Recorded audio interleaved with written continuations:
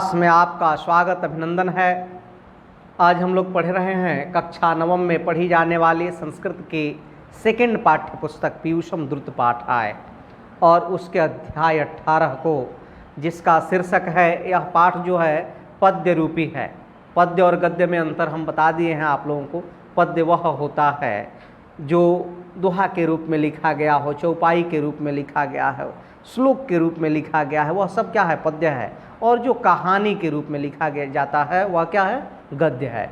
तो यह पद्य है और इस अध्याय 18 का शीर्षक है ज्ञानेन। ज्ञानेन माने ज्ञान से, शोभते माने सुशोभित होता है, किल मन निश्चय, जो भी ज्ञानवान होता है, जिसके पास भी ज्ञान होता है, वह निश्चय ही सुशोभित होता है, शोभायमान होता है। आप भी ज्ञानवान बने और इस धरती पर, इस राज्य में, इस देश में, इस विश्व में शोभा प्राप्त करें। ज्ञानेन शोभते, केवल ज्ञान निश्चय ही सुशोभित होता है। आप इस चैनल पर नए हैं, अवश्य सब्सक्राइब कर लें।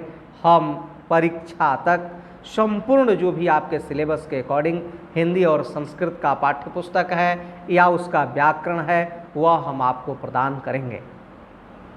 इस पाठ का मुख्य उद्देश्य है आचरण शुद्धि। आचरण शुद्धि के विषय में ही इस पाठ में कहा गया है।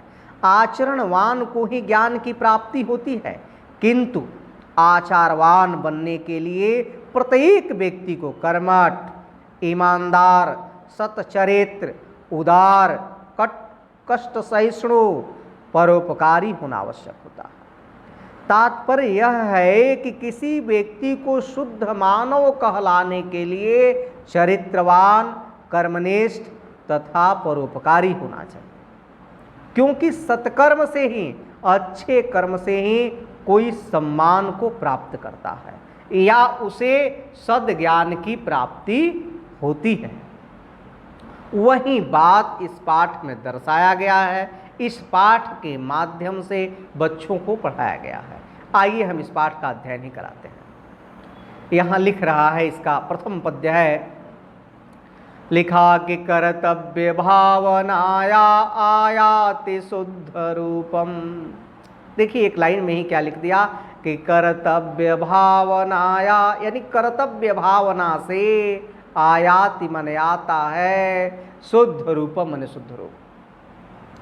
कर्तव्य भावनाया आयाति शुद्ध रूपम, सत्कर्मणो अपि दृष्टं प्रायेण सत्स्वरूपम, नैतिक बलेन नित्यं संदृश्यते च सत्ता, ज्ञानेन शोभते किल लोकस्य व्यक्तिमत्ता।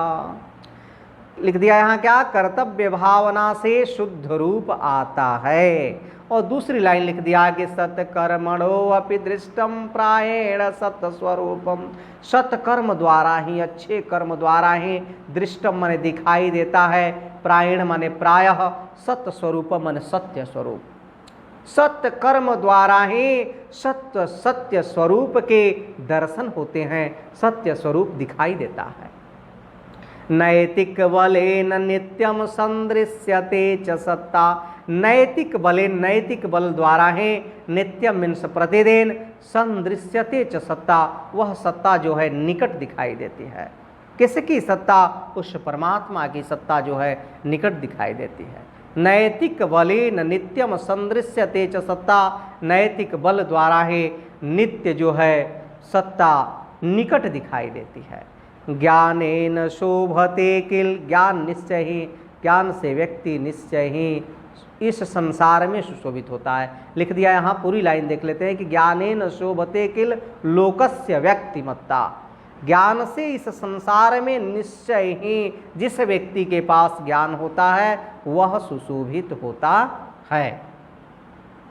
तो इस पाठ का, इस पद्य का अर्थ हो गया, इस पाठ के इस पद्य का अर्थ हो गया, पहले पद्य का कि कर्तव्य भावना से शुद्ध रूप आता है, अच्छे कर्म करने से सत्य स्वरूप का दर्शन होता है, नैतिक, प्रतिदिन नैतिक बल द्वारा ही सत्ता समीप दिखाई देती है और इस संसार में वह व्यक्ति निश्चय ही ज्ञान प्राप्त कर सुशोभित होता है। आगे देखते हैं। आगे दूसरा पद लिख रहा है कि सुख दुख कष्ट मध्ये विचरन्ति जीवलोका क्रियते च सत प्रयासो न गतः तथापि शोका आसायते स पुरुषः तत्रापि बुद्धिमत्ता ज्ञानेन शोभते किल लोकस्य व्यक्तिमत्ता। कह रहा है कि सुख दुख कष्ट मध्य विचरन्ति जीवलोका, इस लोक में अर्थात संसार में जितने भी जीव हैं विचरन्ति विचरण करते हैं। कहाँ विचरण करते हैं? लिख दिया यहाँ सुख दुख कष्ट मध्य, सुख दुख और कष्ट के बीच में इस संसार में जितने भी प्रकार के जीव हैं वह क्या करते हैं? विचरण करते हैं। तो पहली लाइन का हमारा अर्थ हो गया कि सुख दुख और कष्ट के बीच में इस संसार के सभी जीव विचरण करते हैं। सुख दुख आना ही है, प्रत्येक व्यक्ति के जीवन में कभी सुख आता है कभी दुख आता है। आगे लिखता है कि क्रियते च सत प्रयासो न गतः तथापि शोकाः। क्रियते च सत प्रयासो, और जिसके द्वारा सत प्रयास किया जाता है, न गतः तथापि शोकाः, उसे कभी कष्ट की प्राप्ति नहीं होती, उसे कभी कोई दुख नहीं होता। आसायते स पुरुषः तत्रापि बुद्धिमत्ता। कह रहा है कि आसायते स पुरुषः, पुरुषों से यह आशा की जाती है, तत्रापि बुद्धिमत्ता, कि वह सब भी क्या बने? बुद्धिमान बने। ज्ञानेन शोभते किल लोकस्य व्यक्तिमत्ता। इस संसार में जो भी व्यक्ति विचारवान है ज्ञानवान है वह निश्चय ही सुशोभित होता है। तो इस पद्य का अर्थ हो गया कि सुख दुख और कष्ट के बीच में इस संसार के सभी जीव विचरण करते हैं। एक कविता हम लोगों ने पढ़ा ही है कि सुख दुख के दोनों तेरों से चल रही राह मनमानी है। वही बात है, सुख दुख और कष्ट के बीच में इस संसार के सभी जीव विचरण करते हैं, लेकिन यदि अच्छा प्रयास करते हैं तो उन्हें शोक अर्थात कष्ट की प्राप्ति नहीं होती। आशा है समस्त पुरुषों से कि वह भी बुद्धिमान बने, इस संसार में विचारवान बने, ज्ञानवान बन करके सुशोभित हों। आगे का जो पद्य है वह लिखता है कि श्रुत्वा तथैव निहितं मुनिभिः तथैव विहितं पथ प्रदर्शकैः च सततं तथ्यं तथैव कथितं सद्ज्ञानमेव सत्यं तेनैव सा इयत्ता ज्ञानेन शोभते किल लोकस्य व्यक्तिमत्ता। कह रहे कि श्रुत्वा तथैव निहितम। श्रुत्वा मैंने सुन करके, कत्वा प्रत्यय लगा है यहाँ, प्रत्यय का भी मैंने आपको अध्ययन कराया है। तो श्रुत्वा तथैव निहितम, उसी प्रकार से सुन करके क्या है? निहित हो जाता है, आत्मसात कर लेना चाहिए। और मुनिभिः तथैव विहितम, मुनियों ने भी वैसा ही कहा है। क्या कहा है? आप कर्तव्यनिष्ठ बने, कर्मनिष्ठ बने, विचारवान बने, विद्वान बने। तो श्रुत्वा तथैव निहितम मुनिभिः तथैव विहितम, सुन करके ग्रहण करें और मुनियों के बातों को माने, अर्थात मुनियों ने भी कहा है। पथ प्रदर्शकैः च सततं तथ्यं तथैव कथितं, जो भी पथ के प्रदर्शक हैं, मार्ग को दिखाने वाले हैं, रास्ता दिखाने वाले हैं, सततं तथ्यं तथैव कथितं, वह हमेशा जो है उन लोगों ने इस तथ्य को कहा है। क्या कहा है? कि सद्ज्ञानमेव सत्यम तेनैव सा इयत्ता। सद्ज्ञानमेव सत्यम, सत्य ज्ञान ही सत्य है। यदि आपको सत्य का ज्ञान हो जाएगा, सद् ज्ञान यानी अच्छा ज्ञान ही क्या है? सत्य है। तेनैव सा इयत्ता, इसके अलावा कुछ भी नहीं है। ज्ञानेन शोभते किल लोकस्य व्यक्तिमत्ता, जो भी संसार में ज्ञानवान होता है, विचारवान होता है, निश्चय ही वह सुशोभित होता है। तो इस प्रकार से इस पद्य का अर्थ हो गया कि सुन करके जो निहित है, मुनियों के द्वारा जो विहित है, पथ प्रदर्शकों ने, पथ प्रदर्शक च सत्यम तथ्यम तथैव कथ्यम, पथ प्रदर्शकों ने हमेशा जिस तथ्य को कहा है, सद्ज्ञान ही, सद्ज्ञान में ही सत्य है, इसके अलावा कुछ भी नहीं है। इसलिए इस संसार के जीव विचारवान, ज्ञानवान होकर के निश्चय ही सुशोभित होते। आइए